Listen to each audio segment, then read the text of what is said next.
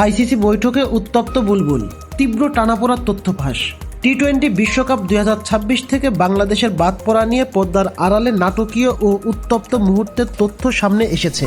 একাধিক বৈঠকে আইসিসি ও Bangladesh cricket board বিসিবির মধ্যে টানাপোড়ার সময় এক পর্যায়ে বিসিবি সভাপতি আমিনুল ইসলাম বুলবুল আইসিসির যুক্তি নিয়ে প্রকাশ্যে ক্ষোভ প্রকাশ করে বলে জানিয়েছে ক্রিকবাজের এক প্রতিবেদন।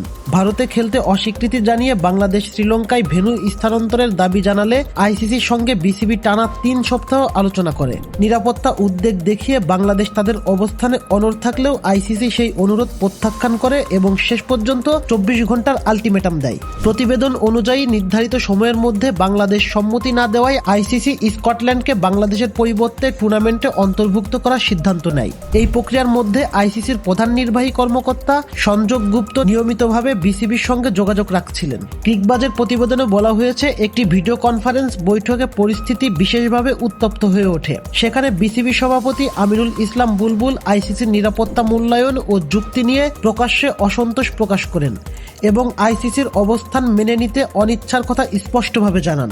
বাংলাদেশের সূচি অনুযায়ী কলকাতা ও মুম্বাইয়ে 4টি ম্যাচ খেলার কথা ছিল। তারা গ্রুপ সিতে ইংল্যান্ড, ইতালি, নেপাল ও ওয়েস্ট ইন্ডিজের সঙ্গে ছিল। এখন সেই জায়গায় স্কটল্যান্ড খেলবে, যারা বিশ্বকাপে জায়গা না পাওয়া দলগুলোর মধ্যে সর্বোচ্চ র্যাঙ্কিংয়ে ছিল।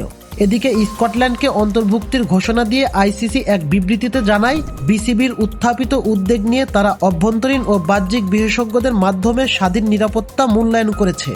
সেই মূল্যায়ন বাংলাদেশের দল, কর্মকর্তা ও সমর্থকদের জন্য ভারতে কোনো বিশ্বাসযোগ্য বা যাচাইযোগ্য নিরাপত্তা হুমকি পাওয়া যায়নি। আইসিসির ভাষ্য, টুর্নামেন্ট শুরুর এত কাছাকাছি সময়ে সূচি পরিবর্তন করলে প্রতিযোগিতার নিরপেক্ষতা ও কাঠামোর ওপর নেতিবাচক প্রভাব পড়তে পারে। সে কারণেই প্রকাশিত সূচি অপরিবর্তিত রাখার সিদ্ধান্ত নেওয়া হয়। বাংলাদেশের বাদ পড়ার ঘটনায় আন্তর্জাতিক ক্রিকেটে নতুন করে বিতর্ক ও প্রতিক্রিয়ার জন্ম দিয়েছে। পর্দার আড়ালের এই উত্তপ্ত বৈঠকের তথ্য সামনে আসায় আইসিসি ও বিসিবির দ্বন্দ্ব আরও স্পষ্ট হয়ে উঠেছে। তৌফিক তুহিন, চ্যানেল বিডি স্পোর্টস।